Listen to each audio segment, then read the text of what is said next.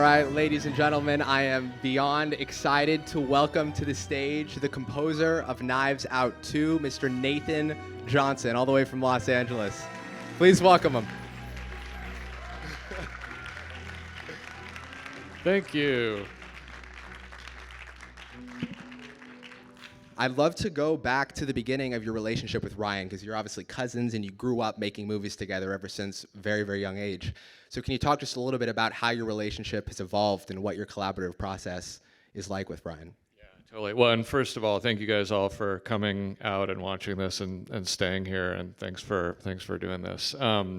Yeah, we basically grew up making movies and music together ever since we were little kids. We've got a giant family, and so we would rope all the younger cousins into being our unpaid labor and being our actors. And yeah, and then we would kind of at the end of every sort of vacation, we would gather all the adults into my grandparents' basement and show them the newest movie we had made. And then we just kept doing it. Right. So what's it like? I mean, you're working on a massive Hollywood scale at this point, but it's still the same relationship that you had when you were making movies for $200. What's it like having that relationship evolve and having you and Rian both as artists evolve?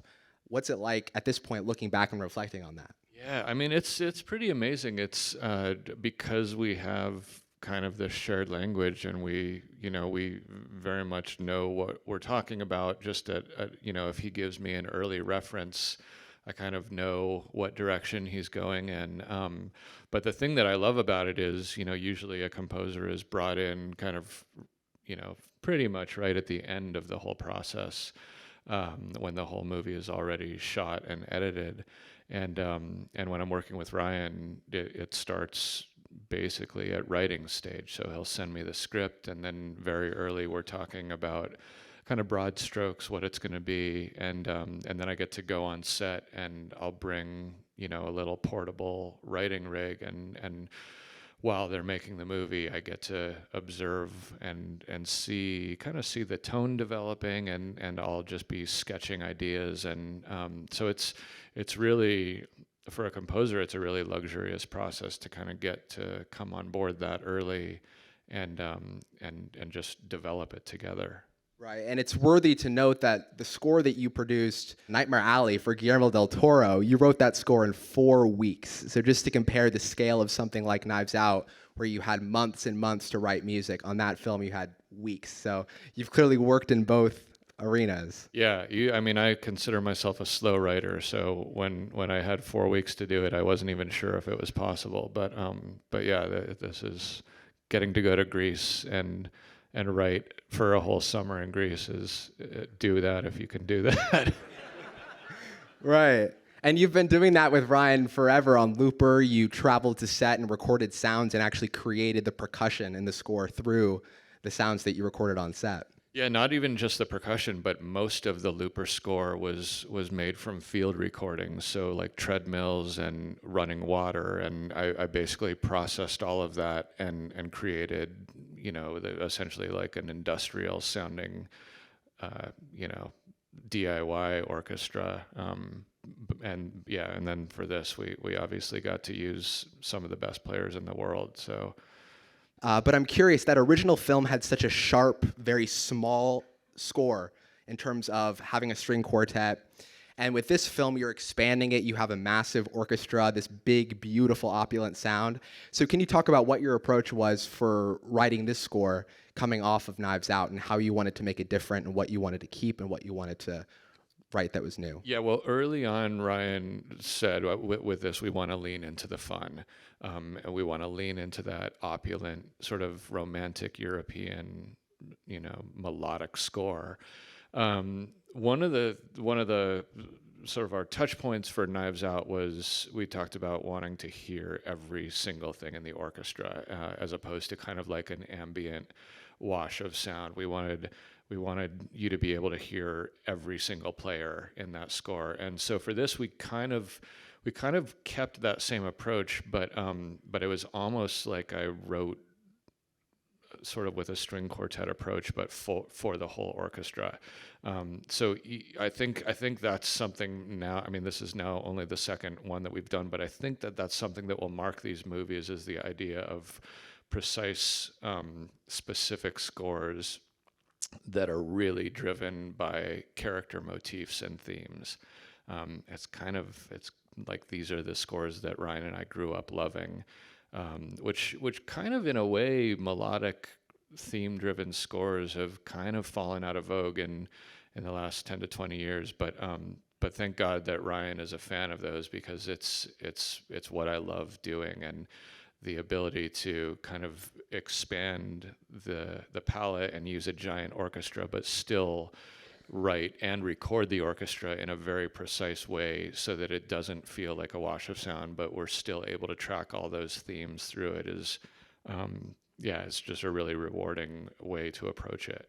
Right, absolutely. And I love the colors that you chose to use in this score. Specifically, I'm talking about a harpsichord. What was your idea in terms of bringing in the harpsichord and also the amazing harp player that you worked with on this film? Yeah, so again, that's sort of a way to anchor it in a very precise, I mean, harpsichord is like the most precise instrument. I think that was actually something that Ryan sort of brought up to me. And I think in his mind, it was very much linked to the old murder mysteries. But it's kind of interesting because it's one of the things I love about Ryan is he tends to zig when you expect him to zag, but obviously in the way that he writes and approaches genres, but very much so in the realm of music. I think for the first Knives Out, it's a manor house mystery. It's kind of this New England sort of small mystery, and you kind of expect harpsichord would make sense for that, but yeah, there's no harpsichord in the first one, and we kind of waited till we went to this big like Grecian explosive over the top modern house to use harpsichord to invite us into the movie. Yeah. And from what I understand, your wife might wish that you have used a less harsh dynamic instrument when writing music in this video? So I did. So this, and then the thing that I just finished, Ryan wrote a TV show for Natasha Lyonne called Poker Face, and that is a banjo score. So it's like if you could find two instruments to annoy your spouse with, it would be harpsichord and banjo. I love it. So in terms of the thematic material, every single film, especially when we're talking about the golden age of cinema, which Ryan is super influenced by and this film was so influenced by, thematic material is such an important part. And we obviously know composers like John Williams have used thematic material to create the scores, but I love that you chose to use themes. And specifically, there's two themes in this film that I love. And one of them is Andy's theme, which is carried through the entire movie. And the next one is that sort of main title theme that plays when we first cut to the drone shot going over Greece, and it's throughout the film. So talk about creating those two themes and what you wanted to, how you wanted to use the themes throughout the movie. Yeah, the main theme from Knives Out, sort of our big epic, romantic 70s European approach. That was something that Ryan and I were talking about. We were actually talking about Nino Rota's score for the original Death on the Nile. But I was also listening to a bunch of like 60s and 70s French pop music, and there are these very like slippery strings, and it's sort of I kind of very specifically didn't want to do Grecian music because I honestly don't know if Miles knows that he's in Greece. Like nothing about that is important to him.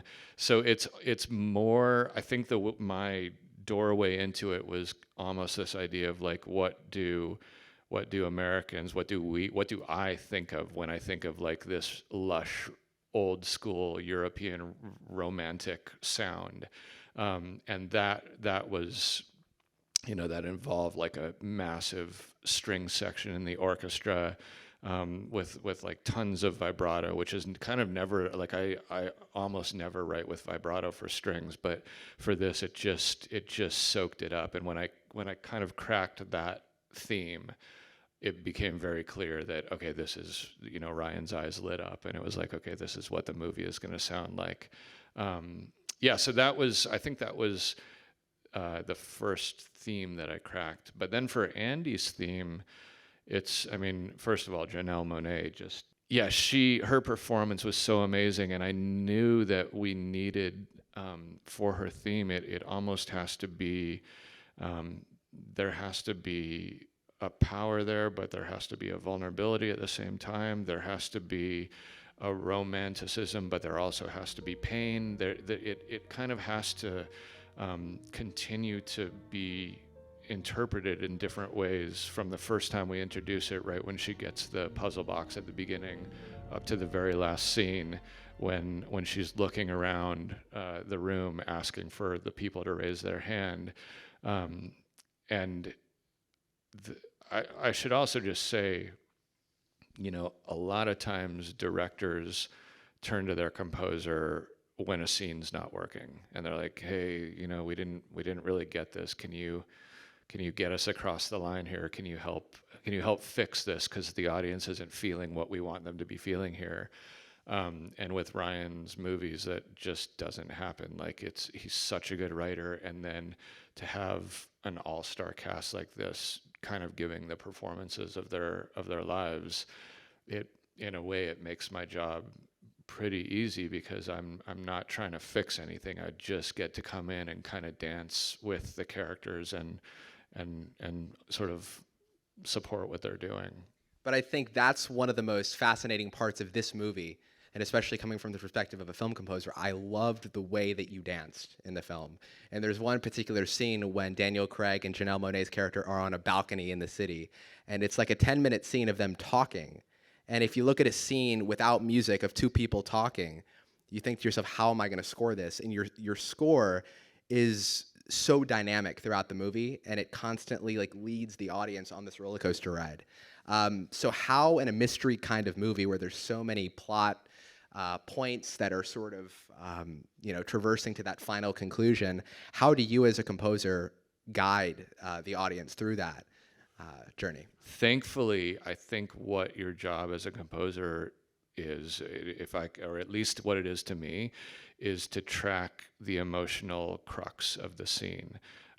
So I tend to think less like of a mastermind approach like that, and much more working really closely with Rian and saying, what's going on in the scene, what do we need to be feeling, and also what are the characters feeling, what are they telegraphing, how are they changing from beginning to end. But Rian talks about these movies as and I think this is really smart. He says his approach is not to make a crossword puzzle.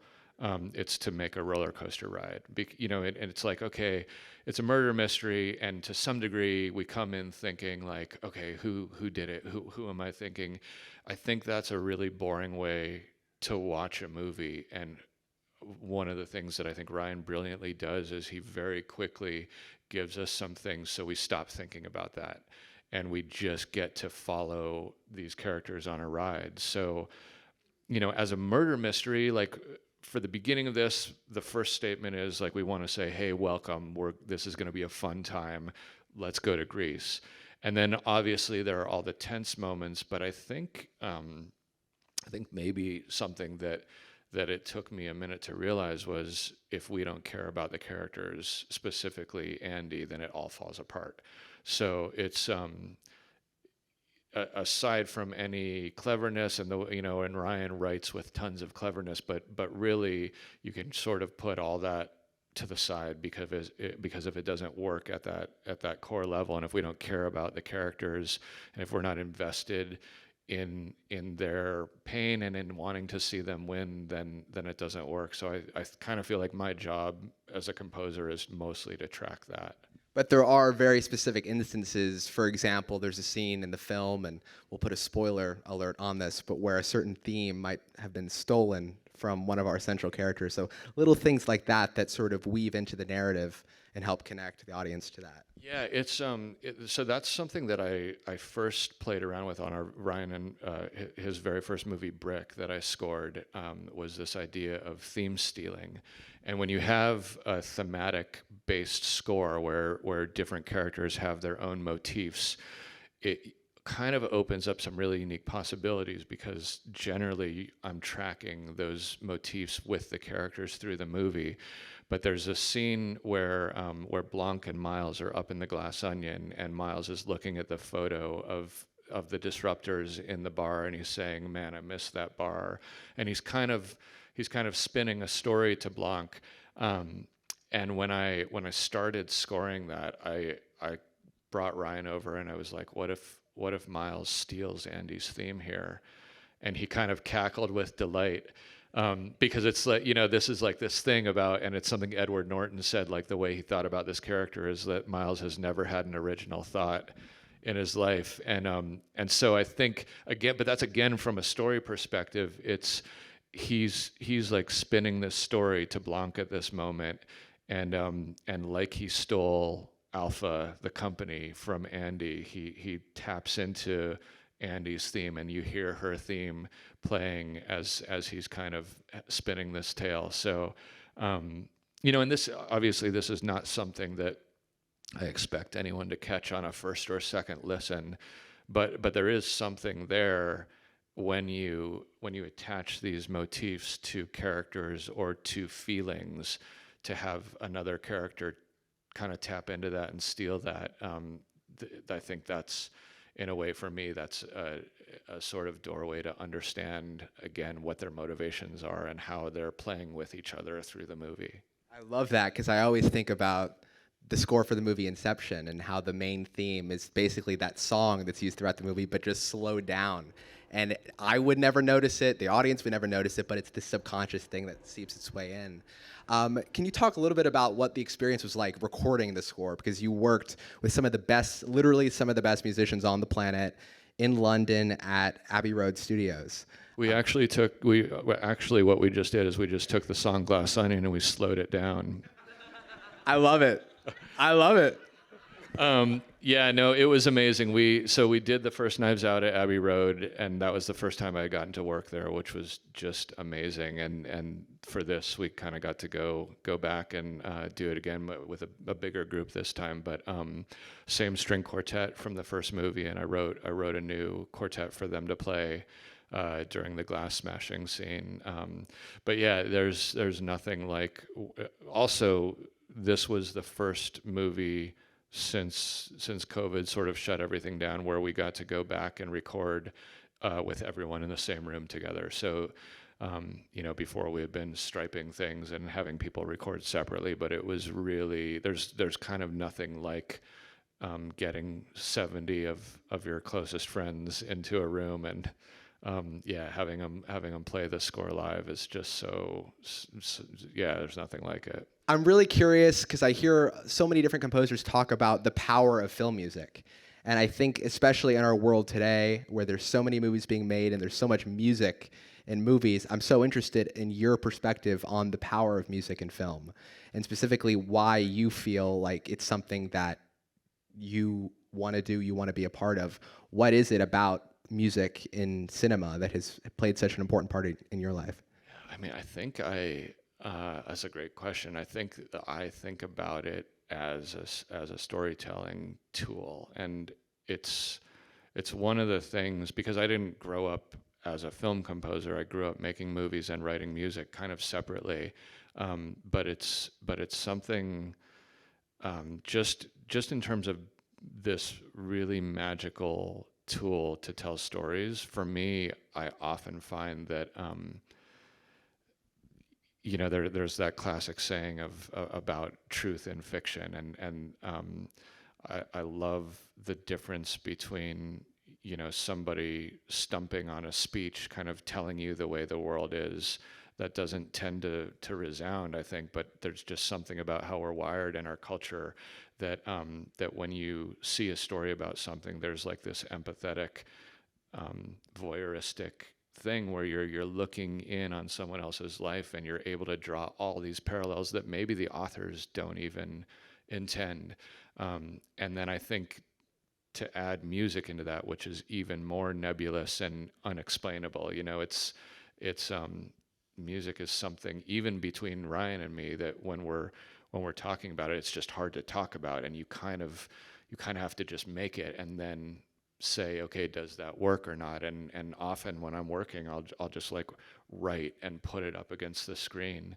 And Guillermo del Toro actually said this really interesting thing about when he was making Nightmare Alley, he took a piece of my music and put it up against the movie, and he said that the movie just drank it up. And that's like such a nice poetic way of describing what I've kind of been doing my whole career, but not having those words to describe it. It really is like you'd kind of just write and put it up against picture and see, does it drink it up, and does it feel like it weirdly fits somehow.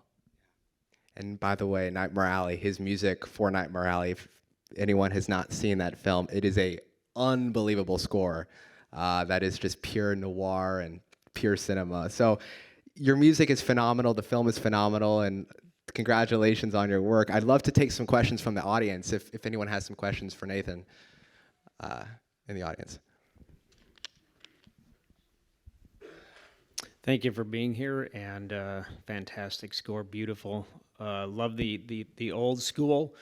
I've been thinking a lot lately about, you used the word ambient at one point in your comments, and I've been thinking about this idea of an ambient score as distinguished from an incidental score, or the kind of thematic score that you're talking about. I'm thinking about Brian Eno when it comes to his stuff, and I'm wondering how you and your partners make a decision as to whether it's going to be one or the other or some combination of that. Yeah, that's a great question. Thank you. I think it just tends to be a conversation early on with the director and myself, and I don't know that we ever necessarily break it down so specifically.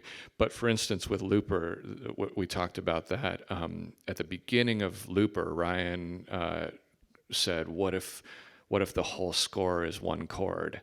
And I was like, "Oh, wait, what? Really?" He was like super into Wagner and the opening of the Ring cycle. And he's like, "What if we do the whole score as one chord?" And he's like, "Or what if we go into a studio and push televisions off the roof and like record that?" And so like immediately I was like, okay, that's like the mindset that he's in for this. And Looper hardly had any melody in it. It was like field recordings, and there were like melodic and harmonic elements, but very open and very percussive. Whereas for this, when you're referencing Nino Rota's score for Death on the Nile or Maurice Jarre's work, it's that classic golden age of film scoring where the themes are just like right out front. So I think really it all has to do with how do you kind of what is the movie, what is gonna drink up the music, and I think I usually intuit that from the director rather than speaking about it quite so specifically. The Philip Glass reference, does he actually get credit for something that you wrote? Was that your... No, that was actually, I don't know if you saw in the credits, but that's Joseph Gordon-Levitt as the hourly dong. So and our music editor, Joe Bond, kind of took his voice and kind of put that dong together. So I had nothing to do with it, but yeah, Joe is the hourly dong. Got it. And forever will be. And my other question... I feel like we need to release that ringtone, right? I feel like we would sell loads of that for people's phone. Sorry. Absolutely. And my other question was, in the beginning, there's a mention, Yo-Yo Ma talks about a fugue, and it kind of struck me that the structure of the movie a little bit is a fugue with this kind of return and retelling of the movie. It sounds like Ryan is really interested and hands-on and knowledgeable about music, but I had to assume that you also maybe had a hand in that, or a suggestion or an observation that was sort of a structure, and similar to the first movie as well, in terms of how it was structured. Yeah, the fugue whole approach is all Ryan, and he actually gave me a heads up early on while he was writing, but you're right, and great observation. The movie is completely structured as a fugue, down to the point where the Bach's fugue plays the opening of the movie, and when we reset, we hear it playing again, and it's essentially the whole second half of the movie is like the second part of the melody being laid on top of, and creating, the way Yo-Yo Ma says it, is it creates a whole new beautiful theme or something like that. But but that is inherent to the structure of the movie, and it's something that Ryan knew he wanted to use Bach's little fugue from the very beginning. So that was all at the writing stage. Hi, my name's Kayla. Thank you so much for being here and talking with us. I was actually going to say the same thing. I just respected the bejesus out of the fugue. I'm a musician, and I thought that was so cool when the second voice was introduced. But I was wondering I don't know if this is something a film composer does or if this is something you work with like music editors on. How do you make those decisions about when you are going to score music and when you're going to include Mothership Connection stuff and Bach and everybody else that you include? Yeah, that is a conversation that happens really early on with the director, and so we'll just sit. It's called a spotting session. So we just sit down, watch the whole movie through, and I'm just taking notes, and we're talking about I think music's going to enter here, and it can get really detailed. Down to the point of like when she turns and gives this look, we want to really accentuate that, and then we should be feeling fear after that. So I kind of come away from the spotting session with a huge roadmap of notes from the director, and then I have to figure out how to translate those. But during the spotting session, that's often when conversations about, I think, there's just going to be music that's playing in this bar or in this house here, and at that point also they will have done a rough cut of the movie and have cut in some what they would call temp music, and sometimes that's various score snippets, sometimes it is what you would call a needle drop, the song that they'll have in these locations. So yeah, that usually is, by the time we're talking about where the music is going, that's usually pretty much figured out. Is it ever in the script at all? Does Ryan ever write it in? If you put it in the script, that's a way to pay way more for it, because then the people licensing it read it in the script and they know, now we can get you. I see. Yeah. No, but sometimes some people do write it in that early. I also think that's a way to set yourself up for huge disappointment when you realize, we can't get that song. So, yeah. I'm curious, when the themes come to you, the motifs for the characters, or where does that happen? Are you in front of a keyboard, or are you walking down a path? Yeah, sometimes, great question. Sometimes both. For this one, they mostly would come to me at a keyboard. I have like 300 voice memos in my phone. When I did Nightmare Alley, I came up with one of the main themes in the Whole Foods parking lot while my wife was inside, and I was just wandering around like a crazy person singing into my phone so that I wouldn't forget it. But yeah, it's kind of, it very much, at that early stage, it's like wherever it comes from, and it's very rough and very sketchy, and it often starts as the dumbest little seed of an idea. Thanks so much for coming, everyone. The film is out on Friday. Tell your friends about it. And thank you so much. Thanks so much for coming out. Appreciate Thanks, it. Ashton. Absolutely.